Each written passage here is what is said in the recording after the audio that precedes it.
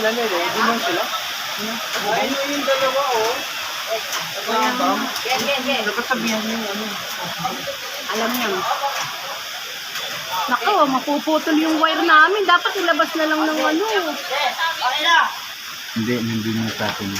Nasaan? Ito. Hindi, ang ibig ko sabihin.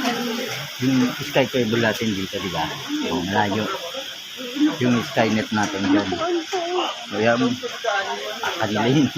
Hindi na Ang natin. ibig ko sabihin dapat hindi dyan. Nilagyan nila ng best yung mga re-rescue nila.